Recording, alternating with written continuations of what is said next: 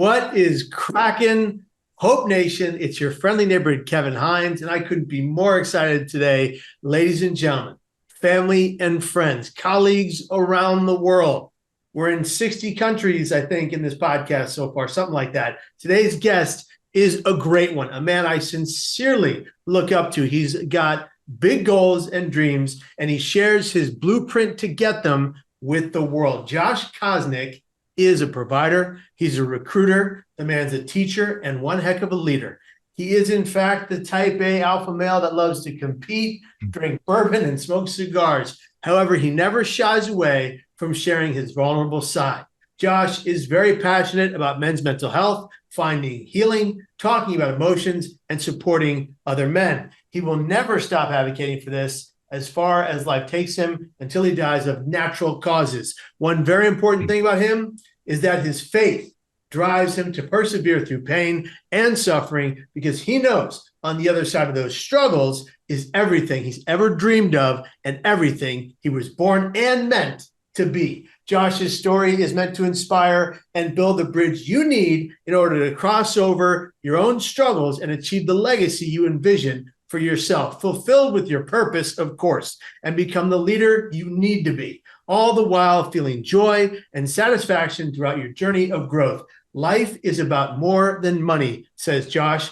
It's more than business and materialistic things. It's about the generosity of spirit, authenticity, and becoming the best version of yourself. Josh is one heck of an incredible man and a powerhouse of a story to tell he has. Please welcome to the Hinesights podcast, a man I look up to, a man who continuously gives back with no end in sight to his generosity, Josh Kosnick. We are so glad to have you on the show. So happy you could join us on this powerful episode of the Hinesights podcast. Welcome to the show. How are you today?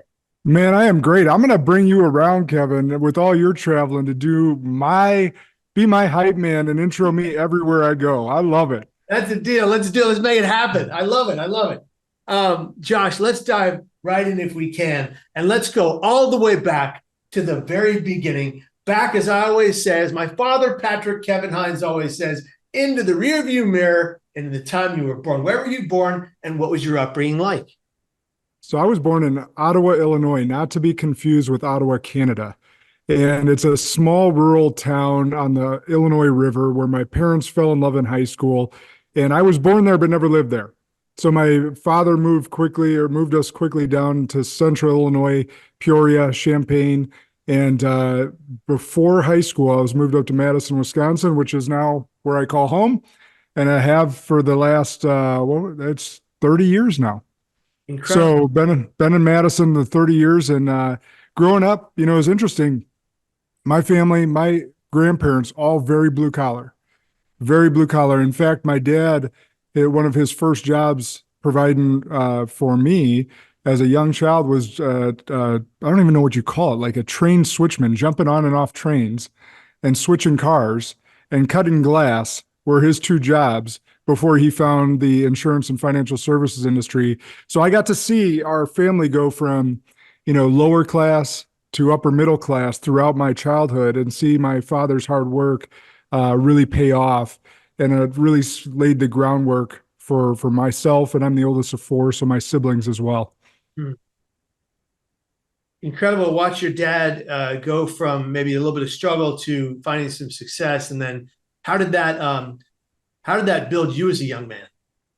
Well, it taught me a lot through hard work. And it also, it was interesting. So looking back, I ended up going into the financial industry as well for a long time before I started off on this leadership path. And it was interesting to note that I saw a lot of friends that I went to high school with that also grew up upper middle class. They either went one of two ways. One is they became lazy and complacent and really kind of rested on their laurels of the silver spoon, if you will. And the other way is the way I chose, which is I'm such a competitor. I wanted to be better than my dad. And not in like a bad way. Like I just felt like the groundwork was so well laid for me to screw it up would be a slap in the face to him. And so I just continue to be on that path to forge my own trail, but also to continue that legacy to my kids and hopefully to their kids and teach them the proper lessons and values to continue to grow. And it's interesting, like my dad never put it out to us to say, hey, he never put anything on us other than to raise us right. And my mom is a big part of this, probably even a bigger part of raising us as my dad was building the empire. But they never put on us that you have to do this or you have to do that. We all forged our own paths. In fact, me, even as a college dropout, and I forged my own path. They didn't tell me or chastise me or berate me because I chose that. They just said, well, you better get to work. And I did. It's time to get to work. It's time to move forward. Absolutely. You built your own path through entrepreneurship. Can you tell us that journey and that path and what that looked like? Yeah, so I was actually, my first sales job was when I was 16 years old. And I was at Circuit City, and I actually just talked about this on my podcast the other day. It'll come out next week. And I was selling pagers and cell phones. And I aged myself a little bit there because, anyone younger listening to this podcast is gonna be like, what's a pager? And anyhow, so that's where I started. But I graduated to Best Buy. Circuit City was kind of falling by the wayside. And I was working salary as a sales manager and making good money for a 23, 24-year-old. But I was running a top 3 store in the country, and I knew other sales managers getting paid more than I was. So I kind of bashfully asked for a raise. And they told me no. And that same week, someone called me from the financial service industry that happened to work for my father, but my father did not put him up to it.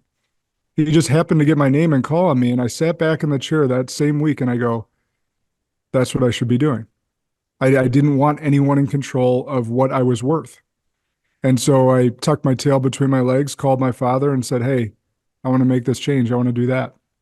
And there at 24 years old, I jumped into the financial service industry and never looked back, built a beautiful practice, grew it over to 100 million in assets under management as a personal practice, sold that at age 36. Bought and took over the firm my dad had built. That was a Fortune 100 company's choice, not his. Not that he would have done anything different, but I always like to point that out because it wasn't nepotism. Yeah, I had earned that. And so I buy this firm and I build it to 115 advisors. We have 250 employees and 6 billion under management. And I sold that 2 years ago, but it was such a journey of growth and leadership. I found in that path that I was finding more joy in watching and helping others develop themselves and me being a part of that development path than I was in building my own practice. So that's why I pursued the leadership path as a part of it. But this entrepreneurial spirit and blood is in me, and I continue to build things and help others build things in the process. Talk about your leadership journey and what that means to you and what it means when you're serving others and helping them grow. What does that look like? Yeah, so I think that I study John Maxwell a lot. I think he's like the OG of leadership, really. Well, maybe not. He wouldn't even say that. Like, he's probably the spiritual OG of leadership. Obviously, Jim Rohn and some others in the past, Napoleon Hill, have taught us a lot about leadership in the past years. But for me, Maxwell talks about influence. Leadership is nothing more than influence. But I also think that leadership is one of the greatest traits of leadership is humility. And that's something that I had to learn growing up over the years, is that's not something that was an inherent trait in me. Being a competitive type A male, humility and vulnerability were not something that I was naturally gifted with. And I'm not sure that anyone is just naturally gifted with those things. I think it's a human condition to continue to learn and grow. And particularly if you're in a sales or entrepreneurial industry, narcissism runs rampant. So it's one of those things where if you can grow that humility, if you can grow that vulnerability, the impact you can have on others is immense. So how I saw this was, okay, I could probably, at the peak of my financial advisory career, I could serve about 500 families. Well, I could extend it further, but I wouldn't be doing it really, really well. And I like to do things really well. However, if I recruit and develop other advisors underneath me and they serve 500 families, now my impact is exponential. And so my whole thing, I sign, as you know, Kevin, I sign off every text, every email, everything with inspire and impact. And that's my whole thing, is I want to inspire and impact as many people as I can. And that's how I saw leadership for me, is if I can impart my influence, impart my wisdom and the lessons that I've learned and the lumps I've taken throughout my life, if I can impart it on them and they can go and have that ripple effect to the people that they lead, it just expands on my impact. And that's what I want to leave in this world, as big of a positive impact as possible. The ripple effect is so key to giving back to community, and how you came up and where you came from. Our film Suicide, the ripple effect was just that, about the ripple effects of suicide, the ripple effect of depression and brain pain, both in the hopeful aspect and the negative aspect, the ripple effect of a death, but the ripple effect of people like you and me who give others hope to continue to do good, to succeed, to thrive. So I can totally relate to that. Josh, have you, to switch tracks here for just a moment, and maybe for the rest of the podcast, I'd love to know if you're willing to share, have you ever struggled with your own brain and mental health? And if so, what was that journey like? Yeah. So interestingly enough, so I've never, I won't say, I should say there was one time I had a thought, but I've never been diagnosed with depression. I have had depressive thoughts. And in fact, there's 2 times in my life that I've lost my identity. And now I'm very resolute in that, as you know, God will continue to throw the same challenges at us until we fully learn that lesson. And so when I dropped out of school, it was because I stopped playing football. I went to college to play football, not to go to college, which was probably the wrong intention looking back, right? Wrong intention to go to college, but that was my way into college, is I wanted to continue playing football. When I stopped playing football, I lost my identity, because that's all that I had ever known. And I went into kind of a depressive state. Never any suicidal thoughts, but I was certainly not the same human being.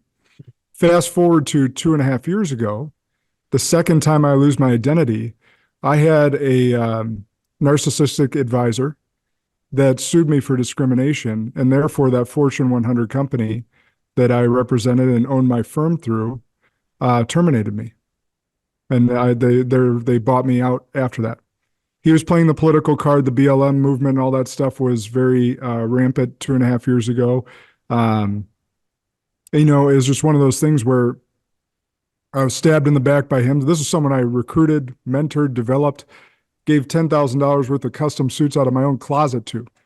I mean, someone I never would have had any notion of that. And it's just interesting that sometimes no matter how good you can be, there will be people that will try and attack you. No matter how successful you become, no matter how big of an impact you have, there will be people that with jealousy and they will try to attack you. And so when that was taken away from me, that was the hardest time I had gone through personally. I lost everything: my title, my position, my business, all my people, what I thought was my legacy, right? It really wasn't, but all the awards didn't matter, all the trophies didn't matter, all the people that I had recruited and helped, like that's where my legacy lied, is they haven't forgotten me, and the opportunity that I gave them. But in that time frame, what I came to was going through the 7 stages of grief, really, was I can't place, and you can't place, and anyone can't place our identity in anything earthly. I finally learned the lesson, is that my identity is found in God and Him alone, and what He thinks about me. Not what, this person that accused me of racism, not what this person that is jealous of this, or not if this person calls me an a-hole or whatever. Like, that's not who I am. It's who He says I am. Mm-hmm.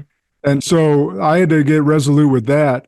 And then as I processed, not only was I able to process the grief and the time so I had this negotiation back and forth with the company for like 6 months. And it was beautiful in a way that I got to spend summer with my kids.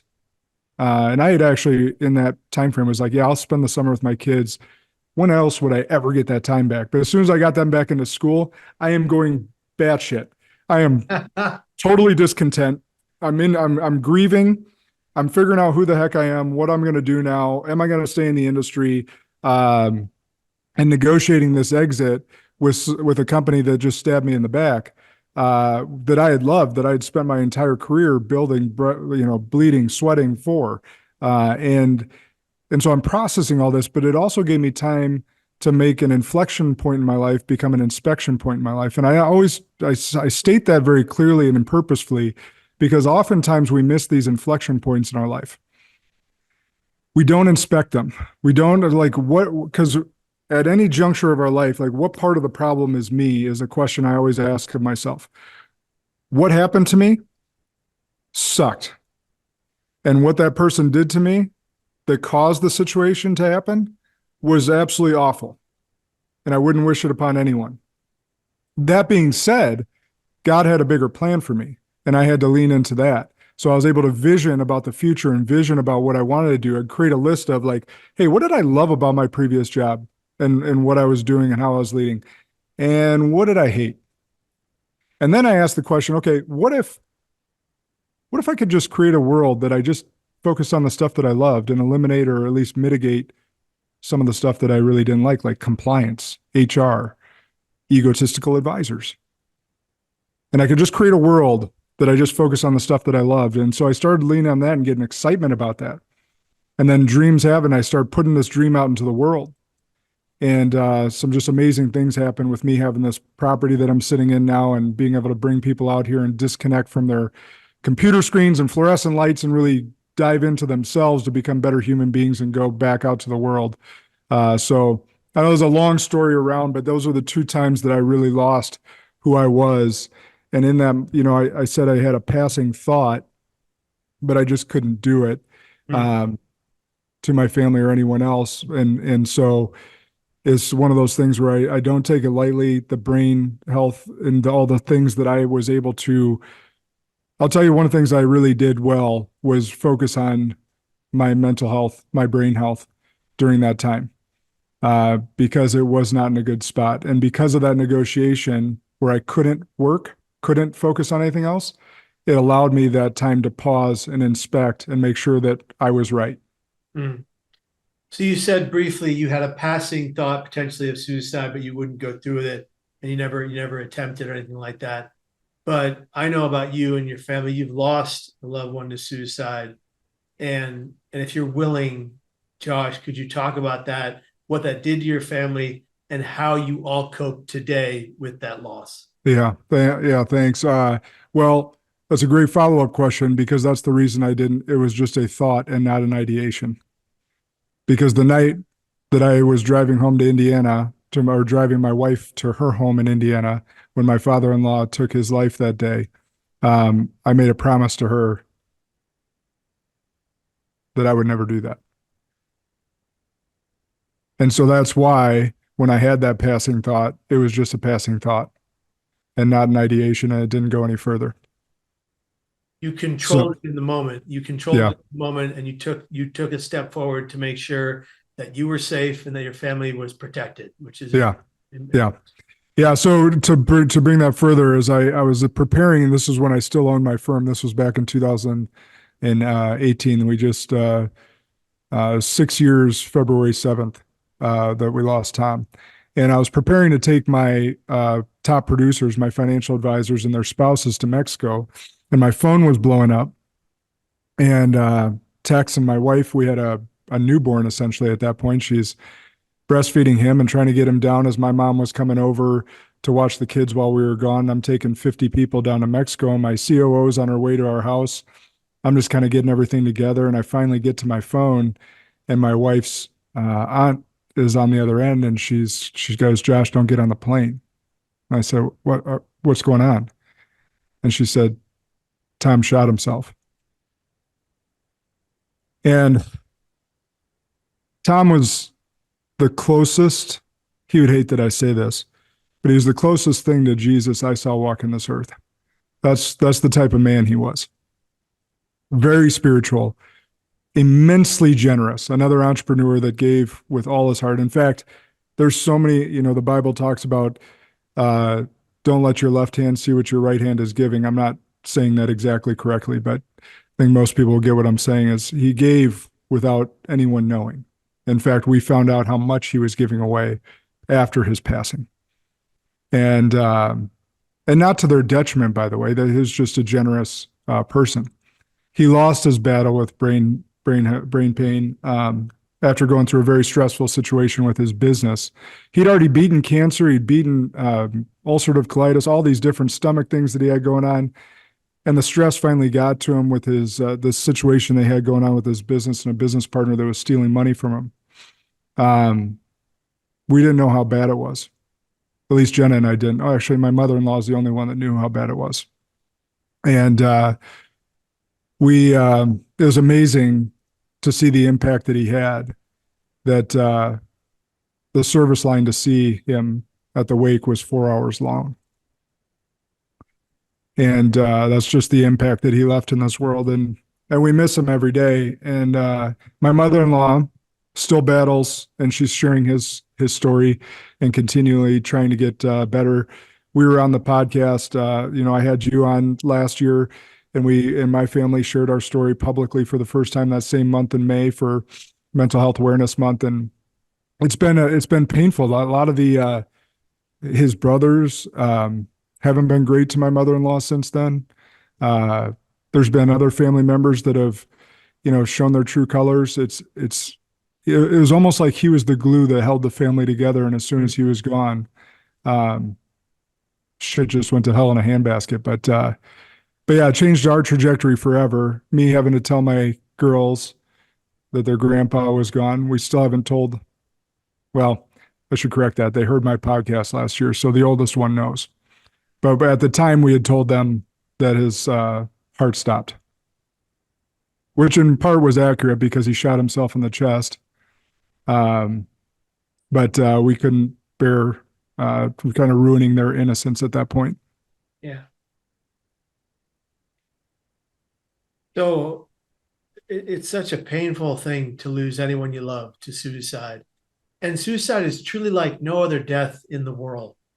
Truly. It's like no other kind of passing, because it's both a self-deletion and a self-murder. It's so complex. And people who die by suicide or die of suicide, just like anyone would die of any other organ disease, they're dying from brain pain. They're dying from lethal emotional pain. And whatever circumstances lead to that lethal emotional pain, outside extenuating circumstances like finances or trouble in families or whatever the situation may be, one of the things we know today, certainly as someone who survived a very serious suicide attempt, is that when we unburden ourselves, when we tell the truth about our pain to just one person willing to empathize, that pain shared can become a pain halved. Mm. And I think about all the people in the world, and I hope some people that are watching, viewing, or subscribing or listening can hear this. We think about all the people in the world, the millions of people that constantly live with suicidal ideation. If they just took a step back and recognized that their thoughts didn't have to become their actions, they could simply be their thoughts. If they're dangerous or self-violent, they could get past that suicidal ideation to the other side, which is where hope exists. And that hope may not be an action plan, but if you work hard enough toward a goal of having hope, if you walk far enough to reach it, it will be there. And you have to build it over time. I think people who talk about hope in a way that is propagandized, like it's always hopeful, I think that's too much. But I think if you talk about the people who struggle deeply with brain pain, that they can get to a better place. And hell, if I can do it, so can you. I think that's a better way of looking at it. Yeah. Josh, as someone and a part of a family that's lost someone so close to suicide, what do you recommend for someone who has just maybe in the last few months or few years lost a loved one to suicide? What do you recommend they do as a family in the wake of such a traumatic experience? Well, you said suicide, such a complex death. I will say that the grief is so complex as well. Yeah. And it really doesn't go away. And I just had a good buddy who's in a Bible study of mine lose one of his good friends to suicide. And he was, he had just talked to him a few days earlier, and he didn't know how bad he was, and he was going through all the what ifs, which all of us go through. I'll tell briefly that on Christmas, before we lost Tom, I was in the laundry room with him with the door shut for 2 hours. And you might say, well, why in the laundry room? Like, well, he didn't want Jenna, my wife, or Pam, his wife, to hear what we were talking about. And here I am trying to help him solve a business problem, not knowing that he was in such bad brain pain, emotional pain. And so I had all the what ifs around that conversation when just a month and a week later, I get that phone call. And so I know that grief, and I know that, Pam, his wife, my mother-in-law, she thinks about it all the time, about the what ifs and what she could have done differently. And what I'll tell you is that they're just unhealthy. All the what ifs are unhealthy for you and your mental health, brain health. And so seeking a therapist is one way. Being around strong people, not only people that can relate, that have gone through it, but also just strong, positive people that breathe life into your life. And so whether that's a Bible study for you, whether it's a grief circle, whether it's great friends, because I'll tell you that for those that haven't lost anyone close to them before, or specifically in the suicide arena, like, they don't understand that 6 years later, why Pam or myself or Jenna or Jessie, her other daughter, can't get past it. Like, why we can't just move on, or why our grief is still as strong as it. Well, first of all, we grieve so hard because we loved so hard. Right? So anyone that truly loved whoever they lost, whether it was to cancer or suicide, you grieve hard because you loved hard. And so but sometimes people use the platitude of, time heals all wounds. It doesn't. It doesn't.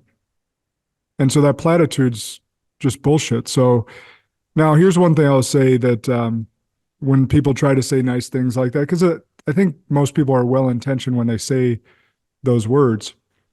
But one of the things that the funeral director, and by the way, kudos to funeral directors. I think they're what's probably one of the most underrated and underappreciated jobs in the world. This guy was so good. He sat with us, and not only was he a friend of the family because it was a very small town, but he sat with us and talked about, just so you guys know, there's going to be people that'll say things that are off-putting to you guys during this time. I just want you to know, if they showed up, they care. Mm. So pay attention to the people that show up for you. Those are the ones that care.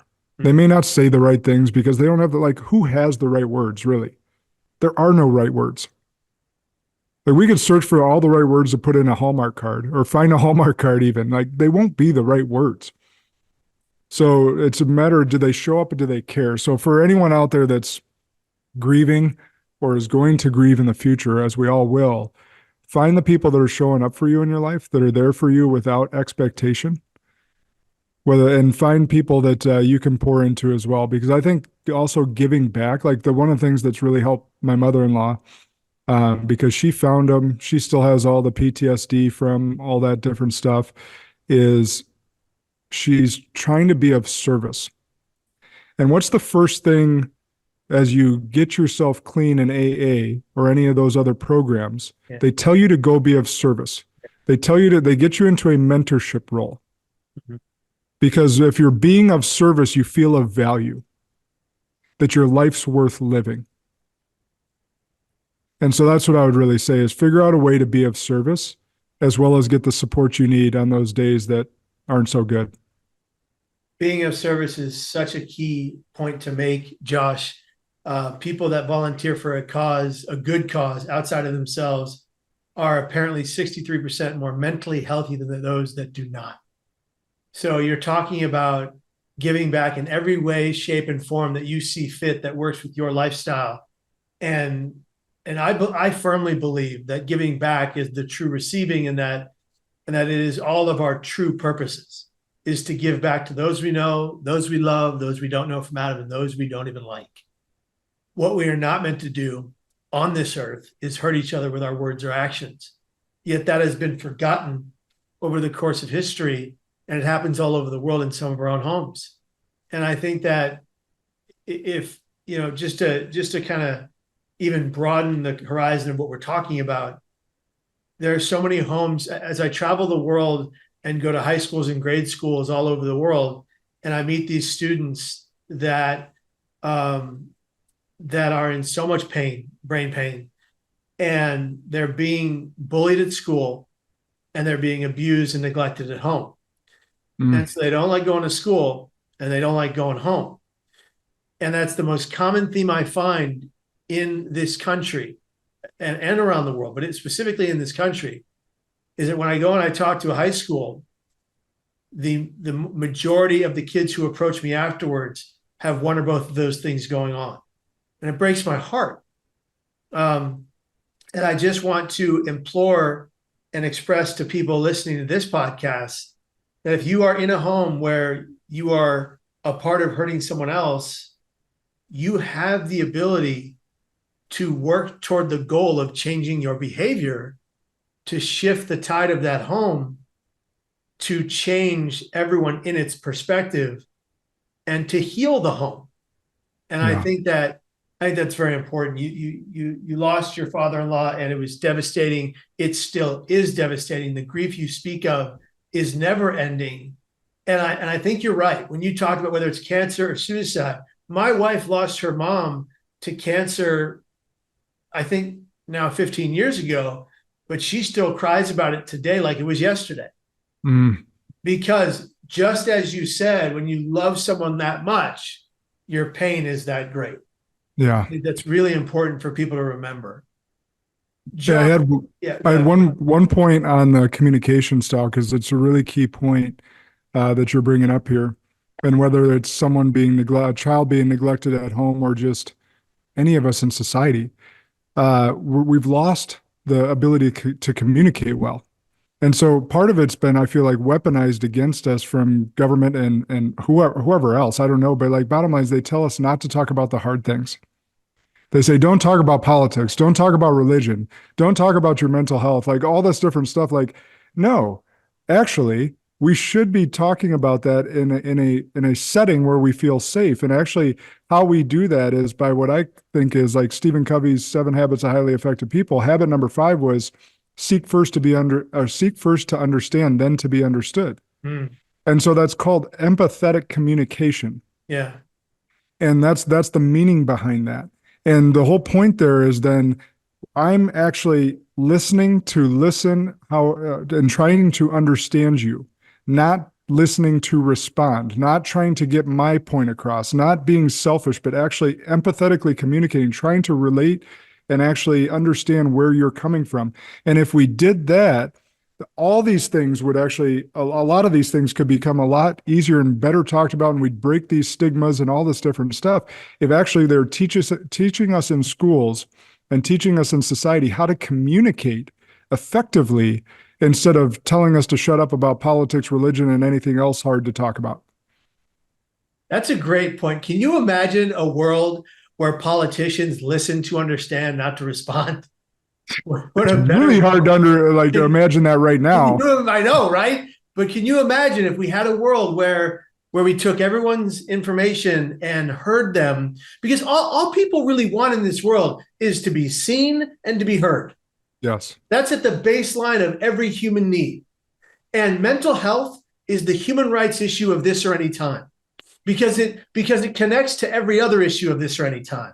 Yes. If you aren't good in your brain, you can't function in life. You can't be a good parent. You can't be a good father, a good husband, a good wife. You can't be a good mother. You can't give back to your community properly and let everybody find ways to thrive. The rising tide lifts all boats unless everyone is throwing you overboard. So yeah. It's God, what a great point you're making.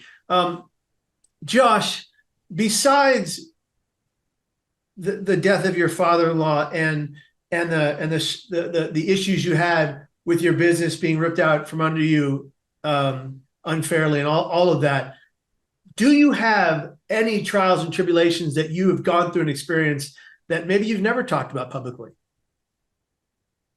I'm like an open book. So that's actually kind of a hard question for me to answer. Like on my podcast, actually one of the more recent ones I shared is I had a gun held to my head at 13. I saw that. And I never even talked to my mom or dad about that. My mom like reached out to me. She's like, "Hey, you never told us that." Yeah. It was, yeah, I didn't go home that night. I was, scared and whatever. But no, I think the biggest, like we're all here, we're not getting out of this life unscathed. I can't think of anything that's coming to mind right now because I'm such an open book. Those are the two biggest instances that have really, shaped a lot of my adult life. But all of us are going to face trials and tribulations. And some of them are just little, but most of them are in our minds. And if we can wrap our minds around our thoughts and get centered around who has our back, which is God first and foremost, and then build a network of people that also care about us because we care about them, which is the baseline of it, right? You got to care for them to care. Yeah. And continue to get better and better people around you.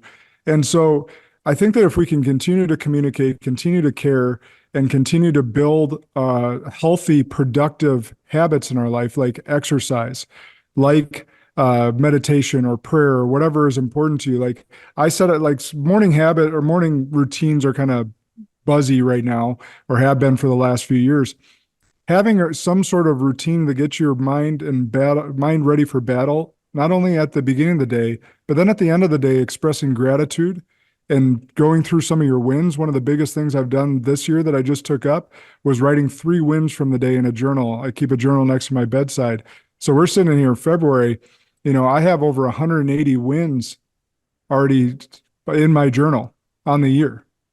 Wow. Right. And you could do 3 gratitudes, you could do 3 wins, whatever it might be, but it's capturing these little things, these battles you fought that day and won, and you're building a case for yourself that you are who you say you are.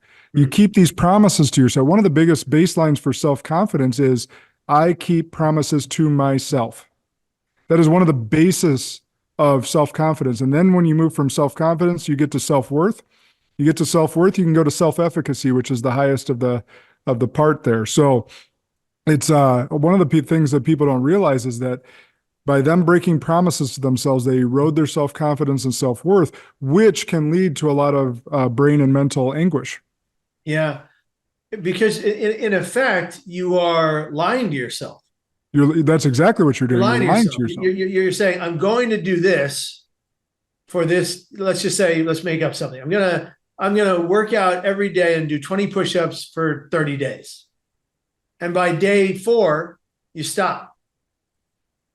And you get to day 30 and you've overeaten every day. You've indulged in, unhealthy activities, unhealthy foods. And you've, not to be weight conscious, but you've gained more weight than you sought to lose. And you feel lost and like a loser. It's actually common for people to take these actions and feel those ways because they've lied to themselves. So kept promises are very important because they set you up for success and for the idea that you can continue to thrive beyond that success. Yes, 100%. And even if it's brush your teeth twice a day, you say you're going to do it. Do it. Because those little things add up. And like when you go in the morning and you're like, I'm going to do this morning routine. And first I'm going to do breathing exercise. And second, I'm going to get hydrated. And third, I'm going to go into meditation or prayer. Fourth, I'm going to get some exercise in. I could stack up 7 wins before I walk out the door in the morning. Think about the momentum that creates. And when you write them down, you're putting them concretely in a booklet or a binder or a journal, and you can go back and go, I did that, I succeeded, and look, tomorrow's a new day, and I'm going to do the same thing over and over again.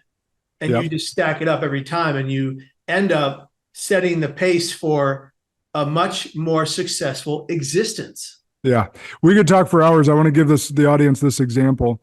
The day I was terminated at before 8 in the morning. I got a call at 7:30 or so, and they were coming to town later in the day, and they say, hey, we got to town early. Can you meet us at the Marriott? I'm like, well, that's interesting. Not at the office, at the Marriott. So I knew kind of what was going on right away. But my point in that being, I'll save the rest of the story, but within 5 minutes, I'm done, and I lose everything. So we talk about, did I have a bad day or a bad moment? Okay, so most people go, oh man, I had a bad day. I could very well chalk that up to be a bad day. Now I'm 2.5 years removed. Let's go back in hindsight. So let's go back in hindsight. By 8 in the morning, I had lost everything I had known outside of my family. I go down to the basement. I'm curled up. I had to take a pit stop and I was bawling in a parking lot before I could go home. I go home. I tell my wife, and I'm curled in the fetal position in the basement crying. And she's consoling me. And so and I'm getting all these texts and calls from people that, telling me how much I meant to them. And I would cry even further. And by noon, I had a tea time that day that was already pre-planned. It was June 16th. It was a gorgeous day. I happened to be golfing with my attorney that day. And so I went to golf with my attorney that day. So if I look back at that, did I have a bad morning? Yeah. Did I have a good day though? Yeah. That becomes a choice. Yeah. That becomes a choice. I was recently on a podcast where I said, if you are stuck in a situation that you can change through hard work, you are not suffering. That's a choice. Mm-hmm. If you believe you're suffering, that's a decision you are making. You can either decide to thrive despite your pain or sit in suffering and stay in potential failure. Yeah, I could have stayed curled up in the basement the rest of that day. And I said, you know what? I happen to be golfing with my attorney. He needs to know about this. It's a beautiful day. As miserable of company as I might have been for that foursome that day, I went and golfed. You showed up. I showed up. Incredible. Yeah. All right, Josh, let's round out these last couple of questions here. You've been, and you have an incredible podcast of your own. I've had the privilege to be on it. What is the name of your podcast and how can people find it? Spartan Leadership on anywhere you listen or watch. YouTube, Spotify, Apple, all the places, Stitcher. I don't even know half the places. I listen to it on Apple. But bottom line is, if you find Spartan Leadership, I couldn't believe the name wasn't taken when I got it. Yeah. So I got that trademarked now. But we interview leaders like Kevin in life, in business. And every once in a while, every once a month, we do a leadership and review, which is usually contentious and political. And I show people how to have contentious conversations about tough topics and still come out the other side as friends. You don't have to agree with me, but I'm telling you how to go about it and make your stance known and actually come out the other side in a contentious conversation. That's incredible. And that's important for us to start doing because we need to have these kinds of conversations so we can move the needle forward. Yeah, we do. This is really important. I think this will be our final question. Josh, can you talk about your 3 pillars of life, the ones you leave, the ones if everything disappears, you'll leave for your children? I believe they're never lose your faith in God, dream big dreams, and don't ever quit. Can you, in your own words, break those down and how important they are to you and your family? Yeah. So my grandma Ruth died prematurely from a blood disease she didn't know she had. She essentially bled out during a routine surgery.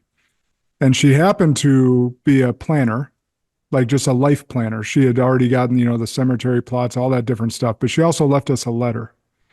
And she left us this letter, and I don't remember the entire letter, but here's what I remember of it. Never break the chain.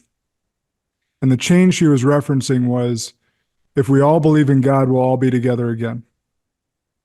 So everyone in our family, making sure that we keep that belief and keep centered around our faith in God so that we can all spend eternity together. Mm. And so that's what I remember of it, and that's what I passed to my kids. But also just as the experiences that I've shared with you guys today, again, anything earthly can be taken away from us at any time. The one thing that we have as a constant is Him and His love for us. And so the closer we get to His word, the closer we get to Him, the more joy and peace and hope we have in our life. Not every day is going to be a good day. Not every moment is going to be a good moment.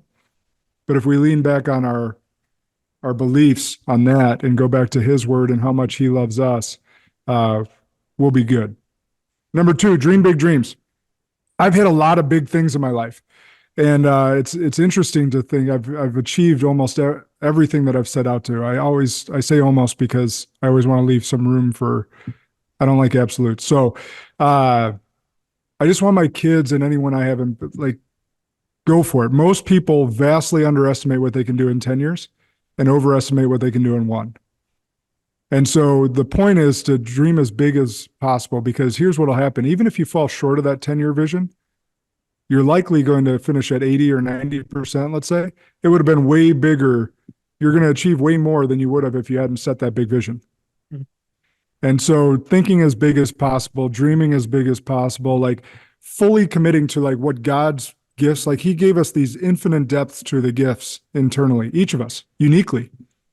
And there's only ever going to be one of us. And so my whole hope is to, when I meet him someday, is to be at the pearly gates, and he's going to show me that image of who he created me to be.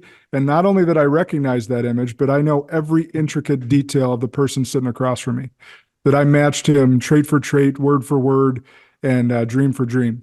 That I didn't leave anything uncovered. And so I want that for my kids and anyone that I have impact over as well. And then lastly, never quit is the point. Like, there's been numerous times in my life where I've fallen down and failed. And my point, even when my kids were just learning to walk, was what do we do when we fall down? We get back up. And so same thing when I got kicked down the mountaintop and I lost my business and everything else. And, my kids, I still wrote these quotes in my journal. I'm like, and like they were yesterday, Daddy, why are your eyes wet? Daddy, why aren't you in your work clothes? Daddy, did you get fired from your job? So I wrote down these two words when I was in my deepest of grief. I wrote down, "They're watching."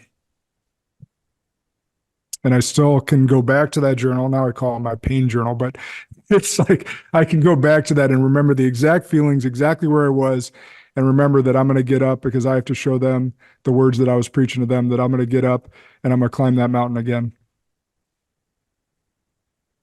Josh, this has been an incredible episode of the Hinesights podcast. Thank you for joining. Thank you, everyone who listened, viewed, watched, and subscribed. I can't thank you enough for being on the show. For everybody at home who's going through a hard time, who's struggling with brain pain, or who's struggling at work, whichever it is, or even with your family, or even with society, keep moving forward. Keep putting in the time, the effort, the energy, and the hard work for things to change. Suicide doesn't take the pain away. It only makes it impossible for things to ever get better. Make the choice to live so someday you can thrive. Whatever you do, friends, be here tomorrow and every single day after that. This has been another episode of the Hinesights podcast. Thank you for listening. Take care, be well, and be here tomorrow.